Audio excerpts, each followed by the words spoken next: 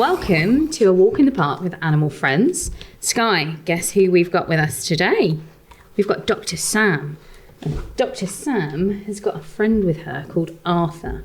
So play nicely, okay? Hi Sam, how are you? I'm good, thanks Patricia. Nice to be here.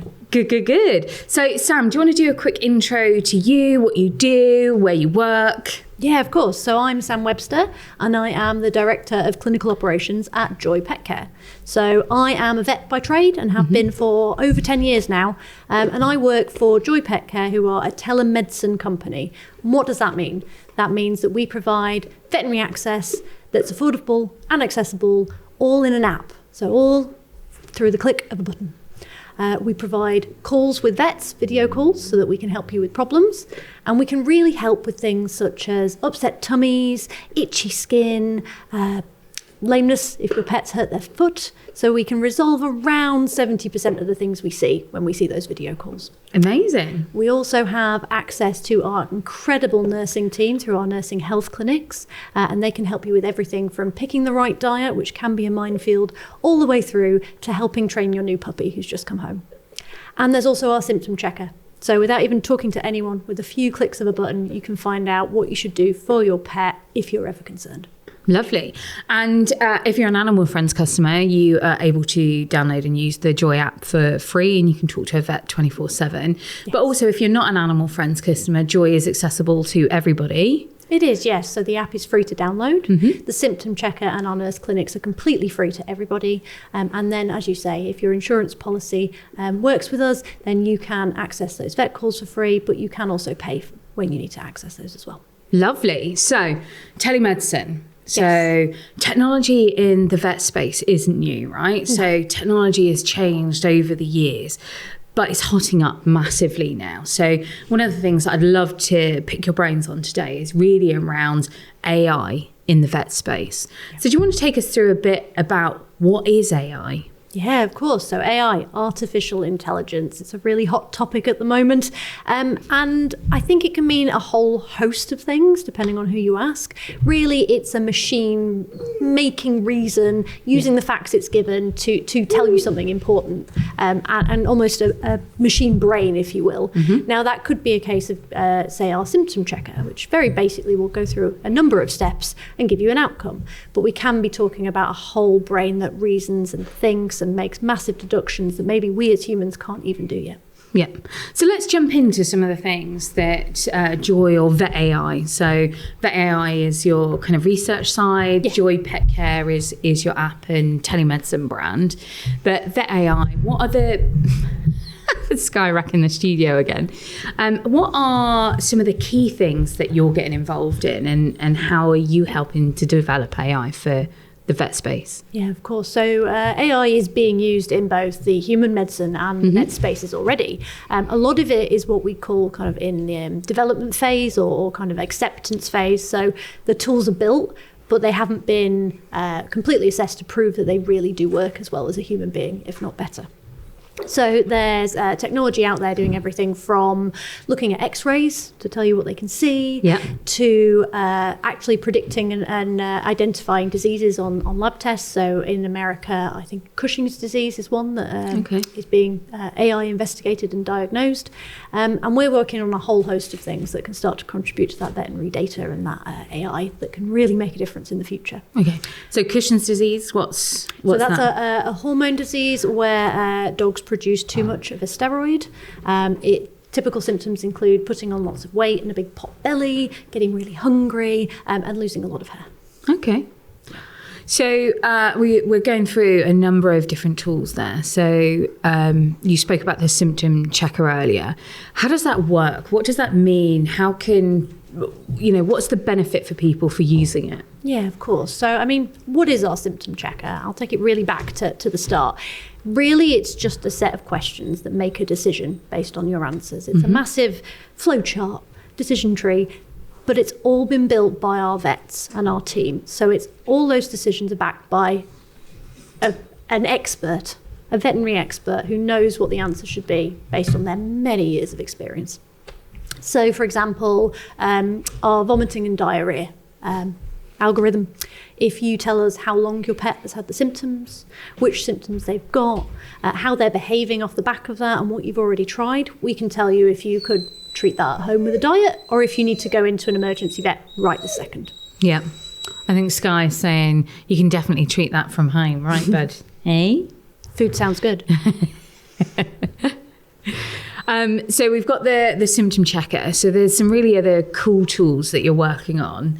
Yes. So you've got one around skin and identifying skin conditions. Yes. So we work closely with the University of Leeds, doing a number of what are called KTPs, so knowledge transfer partnerships, where we are building these tools and we are tapping into real experts in machine learning and specific areas. So we've been working with one of them who's an expert on skin and using images of skin problems to teach AI to identify if there is a problem and what that is. So from a single picture of your dog and maybe an itchy red spot on their back, we can tell you if that's an allergy or a bacterial infection or in fact nothing to worry about at all. Yeah, but skin's quite tough to identify, understand. From what I understand anyway, that it's quite tricky if you're not a dermatology expert to understand the different ranges of conditions and what causes it, because it can be from a myriad of things, right? Yeah, there's so many different possibilities and even combinations of different conditions that are causing skin lesions. So what we are doing, as well as working with the experts at the university, we work with our subject matter experts, if you will, from our clinical team. So Sarah Warren, our renowned dermatologist, works to lead us in developing and training the AI for the skin lesion recognition that we're doing. And what are some of the key contributing factors that can cause allergies within our pets? There is a fairly significant genetic component. It's often linked to breeds. The main kind of triggers of allergies tend to be either the environment, so pollens and things like that, or even pets can be allergic to us, like we can be allergic to them. No way. Yeah, humans. What is it on us that causes them to be allergic? I don't think we completely know. Oh, really? To be honest, Patricia, they tend to be allergic to kind of our hair or, skin cells. Sounds disgusting, but we all shed them in the same way that our dogs shed. And that can set off their allergies in the same way that their hair can set us off sneezing as well. They can also, hello Arthur, they can also be allergic to their food as well. And we're seeing a real significant rise in the amount of food allergies that are coming through in breeds at the moment. So if it is determined that it's a food allergy, what could be done around that? So the main thing that you need to do if you have a food allergic pet is feed the right diet. Okay. And it can be a bit of a minefield at the moment to know what that diet is. The word hypoallergenic is very trendy, and it's worth noting that there's no kind of firm definition of what that means. So what you're looking for with a hypoallergenic diet is something called a hydrolyzed diet, which means the proteins and the carbohydrates in it are broken down so small that even if your dog was allergic to, say, the chicken, the hydrolyzed chicken isn't going to affect his system. And you've got to look out for that on the packet, right? That's got to be there somewhere. Yeah, so there's a lot of diets out there that say they're hypoallergenic. What they really mean is they have a smallish ingredient list, so are less likely to trigger an allergy, but you don't actually know they won't. Often used on grain-free foods as well, which aren't necessarily the smartest choice for pets. There are some concerns that they might actually be implicated in heart health and cardiac conditions. We have no firm answers at this point, but it is something that's being investigated. Okay, yeah, that's really interesting. So obviously they can be allergic to us, they can be allergic to things in the environment, could be their food. Is there anything else significant that could be causing it other than, genetics? So we know French bulldogs tend to suffer a little bit more, unfortunately, with skin conditions. Are there any other key breeds that we should look out for? You think about the French bulldogs, which are a fairly major one. You think about the way their skin lies and those slightly shorter noses. They do tend to have quite a lot of folds. Yep. So a lot of breeds with those same characteristics. So bigger bulldogs, Shar-Peis, Staffordshire Bull Terriers can all be quite predisposed, quite commonly prone to skin allergies.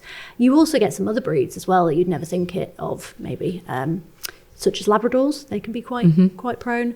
Some breeds of terrier. I know we've got Arthur here. He's a border terrier, unfortunately. Very food allergic. So we have to be very careful with his treats. Poor Arthur. I know. But yes, there are a number of breeds. And where you were saying about like those facial folds and stuff like that, is there anything that people can do to really help prevent anything like that? Is there like a cleaning regime or? Definitely. You've hit the nail on the head there. In the same way that if you've got a dog with floppy ears, you should lift them up and keep them clean. Getting in there and cleaning with a really gentle, mild product on a regular basis. I mean, that could be daily if your pet would let you. It could be weekly, but just making sure you're doing it and checking on them and keeping on top of it. Because those areas don't get a lot of air, they get very moist and sweaty, and they're very prone to infection. So are there any other things, other than seeing like a lesion on the body, what are the other key things that you should really be looking out for to see if your pet is starting to develop an allergy? So one of the main things you'll see is your pet itching. And I mean, every dog every now and then likes to have a scratch, but it's when it becomes something that's almost affecting their day-to-day life, when it's becoming more than normal. Yeah. You'll have some pets that can't even sleep because they're itching to distraction, bless them. Others will have to stop in the middle of a walk or in the middle of play to satisfy that itch. You can also see other symptoms such as tummy upsets, particularly with the food allergies. So you might notice looser stools or a very gassy dog occasionally. Yeah. And they can also get anal gland problems. So if anyone's ever had those issues with your pet, you'll know it's not the nicest one. I mean, I love either owners or vets that have to do the procedure for that. I don't think there's enough money in this world to pay me to do that procedure. Obviously, I'd want to help them, but it's not the prettiest. No, it's not the nicest. And you do have clients that ask how to do it at home. And my advice is always, if you really want to, I will teach you, but you don't want that smell. Trust me, leave it at the vets. But yeah, it's quite an uncomfortable and itchy issue in itself when they start to fill up. And those guys that are struggling with their skin can be quite prone to that. Yeah. And is that caused, or this might be another myth, but is this caused by the fact that their stools aren't hard enough to express it as they go to the toilet? So that's part of it. So that's one of the main reasons, particularly outside of skin allergies, that anal glands can be an issue. If they're not they naturally empty as your dog goes to the toilet. So if that stool isn't firm enough or big enough, then it won't empty them. The anal gland kind of sac itself is actually an extension of your pet's skin. So when you have an allergic, itchy pet, they've almost got two issues at play there. First, their tummy's not necessarily right, but then you've got that itchy skin and inflammation kind of compounding the problem as well. The poor pets. Bit of a losing battle. I'm hoping it's not one of those where the owner also gets similar symptoms to their pets. No, thankfully not. So we've talked a lot about skin there, but actually if we go back to the technology around skin, what is it doing? So it's taking a picture and then it's doing some very clever reasoning. First off, it's looking at a picture that could be a close-up of your a close-up of your pet's skin, or it could be a picture of your whole pet, and it is identifying where something isn't normal, which in itself is pretty amazing for a machine to do. Yep. It's then looking at a number of things and grading that skin based on the best grading systems that our veterinary dermatologists use. So we use the Cadaci score.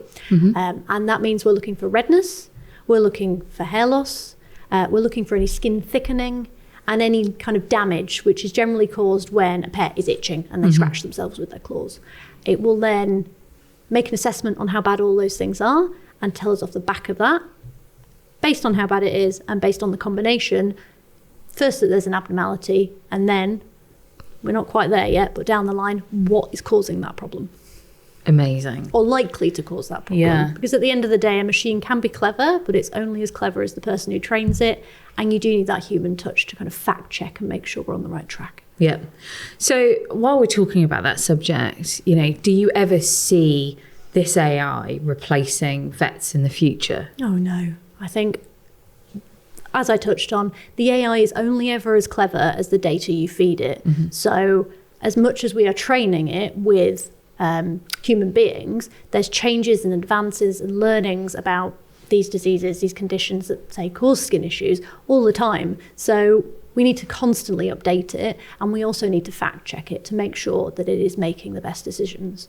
So what we almost do is we teach the AI to err on the side of caution. So it is likely to say something is, if you say got a skin lesion that was maybe a little bit bad, we train it to flag it as a problem that needed treating, and then we check that was right. What we wouldn't want to do is go, okay, no, that's fine, when actually there is an issue. Okay. So you've got that kind of fail safe there, is the human being behind it to then flag and double check it. Okay, lovely. So we've talked a fair amount about skin, and I know skin can be challenging for a lot of people. There's a lot of skin conditions out there. But one of the other key things is obviously from a gait or lameness perspective. First off, do you want to talk about what is gait and lameness, and what does it mean, and what conditions can that cover? Yeah, of course. So gait is basically just a way of saying how your pet is moving. Okay. So when it's normal, your pet is happy and healthy and going on their walk, and when it's not, there's usually a lameness problem. They've hurt themselves in some way. So often kind of for younger pets where this is happening quickly, it's often something soft tissue, a sprain or a strain. You know, they've been running around like crazy chasing their ball and they've tripped. Something's going to hurt for a little while and they should be okay. In our older dogs and cats particularly, we worry about arthritis. So something like 80% of cats over the age of 8 will suffer from arthritis, but they are very good at hiding it. They're cats. They're good at hiding lots of things. Yeah, exactly. So what we are looking to do and hoping to achieve with our AI models is to be able to take a video of that pet and identify if there is likely to be a gait problem, a pain problem there, and how we can help them with that then. Okay, so let's dig into the technology a little bit. I mean, it's not, surely you've not got a portable X-ray or something that you're looking at. How does it work in layman's terms, because you're talking to me, but how does it work? Of course. So we ask that we are training the AI to look at video clips of dogs walking. So that's all it is. It's nothing fancy like an X-ray. We take a 5 to 10 second video of a dog walking across camera, walking towards us, walking away, and then we teach the AI based on that with our experts if that walk is normal or if there's any signs that it isn't. And we're working with some of the most incredible vets I've ever worked with who can identify the most minute changes in what is normal. And that's how we're training how acutely we're training our AI to pick up these things and then be able to feed back and flag a problem with us. So what is the future of something like this? And I know that the mission for Joii is to be able to make pet care more accessible, more affordable. How do these tools play into that mission? So there's so many ways. I suppose the possibilities are endless. As we train them to become more and more intelligent and to pick up more things, they'll pick up diseases earlier. So going back to the cats who don't like to tell you that they're in pain, if we can get a video of a cat walking around the house, maybe we ask clients with older cats to capture a video every couple of months. We capture that in our app. We use the AI to assess it and we say, okay, well, actually, compared with Fluffy's last video, there's a bit of a problem here. So we can catch that arthritis starting to cause problems at such an early date that we're not allowing our pets to get into pain. We're catching diseases really early and we can do something about it. Which is great, right? Because it's a longer, healthier, happier life potentially for that pet as well. Because they're not suffering. But as you said, the earlier you can identify these things, the much better it is for everybody, right? Yeah, definitely. Okay, so we've talked a lot about gait, and that can be, and the skin and gait can be both cats and dogs. Yes. But I believe that cats being the enigma that they are, Vet AI have worked on a new tool to be able to detect pain in a cat's face. Yeah, so cats might be enigmas to us, but they do actually show subtle signs of pain in their face. So looking at images of cats' faces, we're building an AI tool that can tell you from a picture if your cat is comfortable or showing any signs of pain. So there are 5 main things that we look at. We look at the position of their ears, something called orbital tightening, which is whether their eyes are wide open and relaxed or squinting and uncomfortable. We look at their muzzle and how tight that is. We look at the positions of their whiskers, and then we look at the position of their head in relation to their body. And between all of those 5 things, we can get a really good understanding of whether a cat is in pain or not. Yeah. So they're able to tell you through using body language, Exactly. right? So that's what you're reading. So just talking about language, I know it's not a specialty of yours, but I have seen on social media more recently a couple of people teaching their dogs to talk to them using the speech buttons. Yeah. One of them even said, there's a stranger in the house, which would have set hairs running for me. To see if there was somebody upstairs, and then came down to then go, oops, there wasn't anyone there. But do you think that the AI tools that are being developed today, do you think that there's any possibility in the future that we would actually then be able to have a full conversation with our animal friends? Well, look, we're already taking the first steps in that direction. Going back to that cat pain recognition piece, we're using their body language to tell us something, to physically say I am in pain or I am not. There is no reason that over time we can't continue developing this to learn even more and more about what our pets are saying to us. That might be in their body language, that might be in the things that they do, that might be in the noises that they make. I mean, Skye's been quite vocal in a couple of these sessions already. Who knows what she's saying? Maybe one day we'll be able to interpret that. I wish I could, although then I'm not sure we'd be able to then switch that off, because she, as you said, she can be very, very vocal. But, I think they're even analysing whale songs and stuff like that to understand what they are and how they call by name and how far that they can reach out to family and stuff like that. So I think, the possibilities are endless in the future around that AI technology and really understanding our animal counterparts much, much better. So we talked about the gait analysis piece. I know Joi's doing a public campaign around the gait analysis. So anyone listening to this, if they wanted to get involved, what should they do? So there's a couple of ways that you can get involved. Basically, we need your videos. The most important part of training any AI model is the data, and we need a lot of it, and it needs to be good. So we need videos of your dog walking. If you want to help dogs in the future, possibly your own down the line, then you can send those in to us through the app. So you can actually go into the symptom checker in Joii Pet Care, and there is a way to upload those videos. Or we are going to be out and about at various events throughout the year. So if you do happen to come across us, feel free to come along and walk our red carpet, as it were, and help us develop the tools of the future. Lovely. So they can find the events on your social media?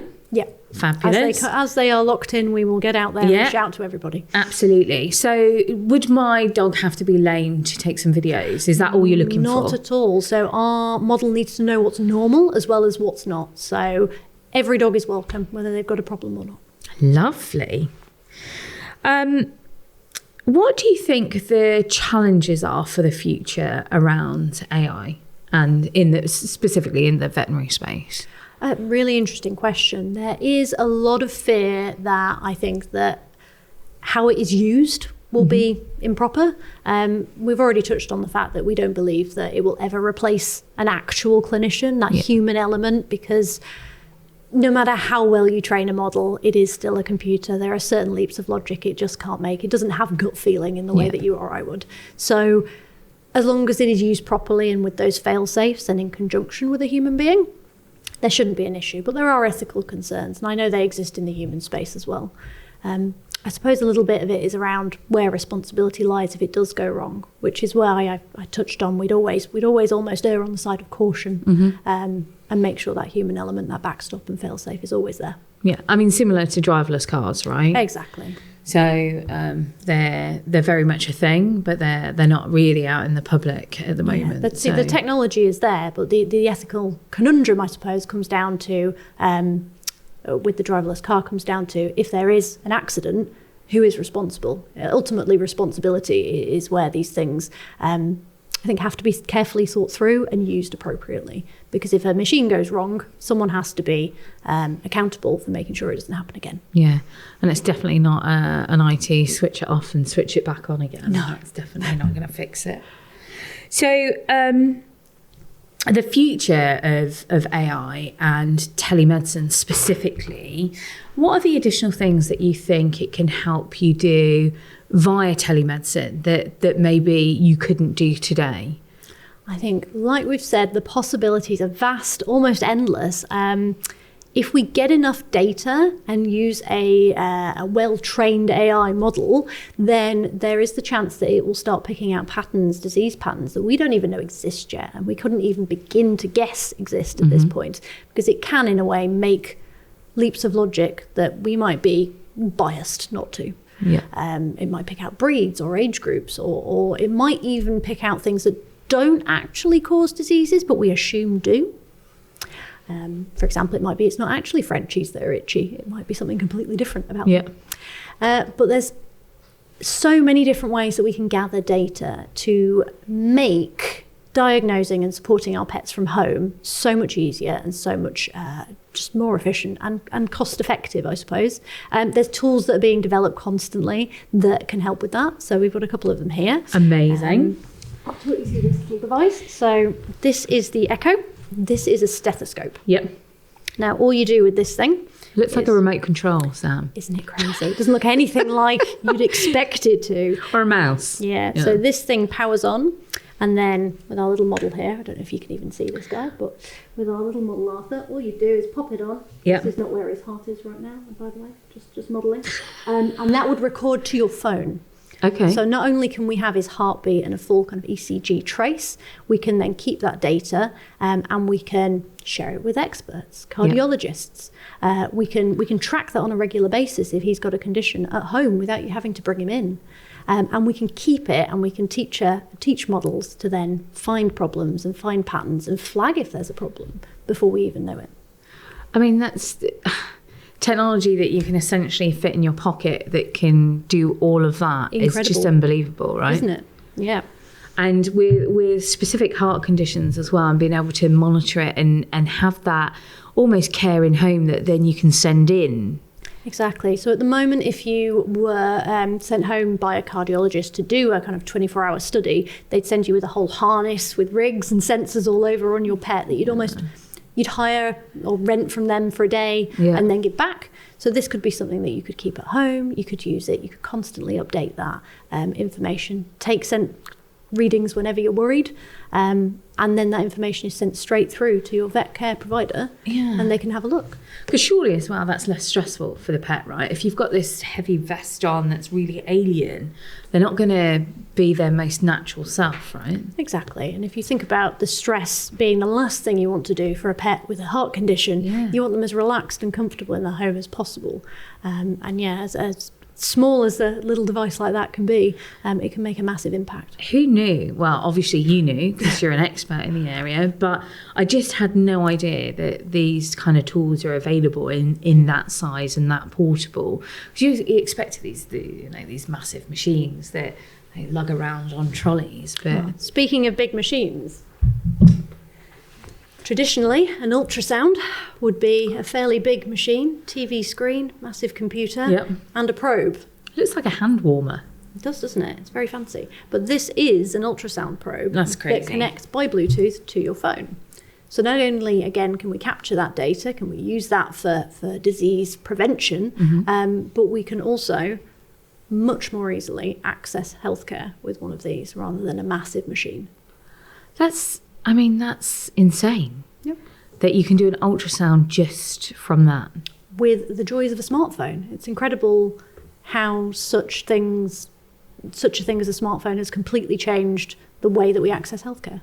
So what kind of things would you be able to identify with an ultrasound? Because obviously I know pregnancy pieces and you're able to look at having an 11-year-old child. I know that piece of it, but again, it was equipment that was wheeled around. But in dogs or cats, what else could you potentially use it for? Yeah, of course. So we do use it with pregnancy scanning for puppies and kittens. Some of the other common things we'd use a scanner for is any problems with the bladder. So it's really good at taking a look at that. Anything in the tummy, really. So any gut issues, the liver, pancreas, things like that, soft tissue, it's quite good at looking at. But also we do scan the heart. Okay. Which is another one. As well as So those pets that maybe aren't pregnant but are having symptoms with their uterus, things like pyometra, which can be quite common, we can identify those as well. I mean, technology is fabulous, right? And how it's transformed even in the last 5 years is insane. Okay, so we're talking about some of these. What about things like blood testing? Is there anything that we think in the future that people will be able to do from home? Because if you could do blood testing from home, you could understand a lot more potentially about a pet or a condition. Again, doing that kind of triage piece before they have to go into practice. Of course. So we do use blood tests a lot in veterinary medicine to kind of monitor conditions over time. One of the things that we are able to test at home quite easily, just from a drop of blood, is diabetes, so blood sugar. And you will find that some clients, if they're happy, will do kind of in the same way that a human with diabetes would do a finger prick. They may do that on an ear, and with a single drop of blood, get some answers.